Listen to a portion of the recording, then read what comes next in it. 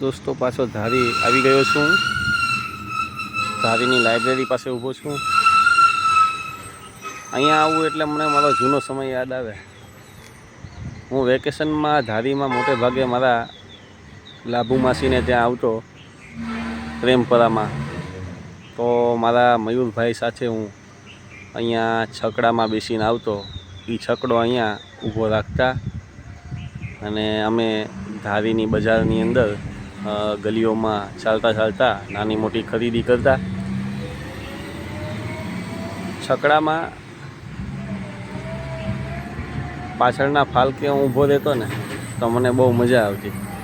એ લહેરાતા ખેતરો દેખાય, આજુબાજુની વનરાય, ડુંગરાઓ, સરસ મજાનો નજારો દેખાતો। કાઠિયાવાડમાં આવું તો એ ડુંગરાળ હરિયાળી જોવા માટે ખરેખર હું છકડામાં બેસતો। છકડાઓની ત્યારે અહીંયા ભરમાર લાગતી। લોકો છકડાના માલિકો નંબર લગાવતા, વહેલા આવીને છકડો મૂકતા, મારો છકડો પહેલાં જશે એમ। અને હવે અહીંયા છકડાઓ જોવા મળતા નથી, કારણ કે પેસેન્જરો એમાં બેસતા નથી।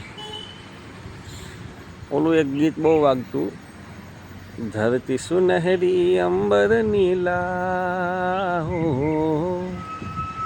धरती सुनहरी अंबर नीला, हर मौसम रंगीला, ऐसा देश है मेरा, ओ ऐसा देश है मेरा।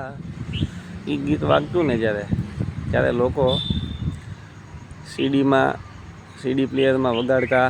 મારા મયુરભાઈએ કેસેટ લાવતા અને એ વગાડતા અને એ ગીત મારા મનમાં ભમતું હોય અને હું એની સાથે મજૂરોને મૂકવા માટે સવારના જતો અને એની બાજુમાં એક ડીકી હોય, ડ્રાઈવર સીટની બાજુમાં એ ડીકીની પેટી ઉપર હું બેસતો અને મજૂરોને કુબડા મૂકવા જવાના હોય એટલે એ લહેરાતા ખેતરો જોતો। અરે સરસ મજા આવતી। એ ડુંગરાળ હરિયાળી જોતો, દૂરથી દેખાતું, પાછો ફાલકે ઊભો રહેતો હું, મજા આવતી। એ સમય બહુ સારો હતો, બાળપણનો પ્યારો સમય હતો। મારા લાભુ માસી મારું બહુ ધ્યાન રાખતા, બહુ મજા આવતી। હવે એ સમય પાછો ના આવી શકે। એ બાળપણનો પ્યારો સમય હવે પાછો ના આવી શકે। હવે હું અહીંથી ગોવિંદપુરના વાહન માટે રાહ જોઈ રહ્યો છું, પણ હવે વાહન મળી રહ્યું નથી। આટલી સવારના તો વાહન આવે નહીં કોઈ। પ્રાઇવેટ બસ કોઈ જતી હોય ગામમાં તો મળી જાય, એની રાહ છે। ઘણી વખત હું આવ્યો છું, પણ જ્યારે આવવાનું થાય છે ત્યારે અહીંયા ગામમાં 4 વ્હીલ લઈને આવવાનું થાય, ઇકો લઈને। પણ હવે હમણાંથી હું ફેમિલી મોટું થયું છે, 14-15 જણા થઈ ગયા છીએ, એટલે સુરત રહેવા આવી ગયો। તો પછી ત્યાંથી ડાયરેક્ટ બસમાં બેસી જાઉં છું અને અહીંયા આવી જાઉં છું।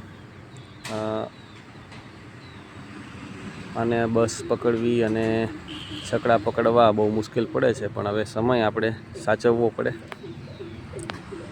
તો આવ્યો છું, હવે રાહ જોઉં છું અહીંયા કોઈ વાહન મળે તો।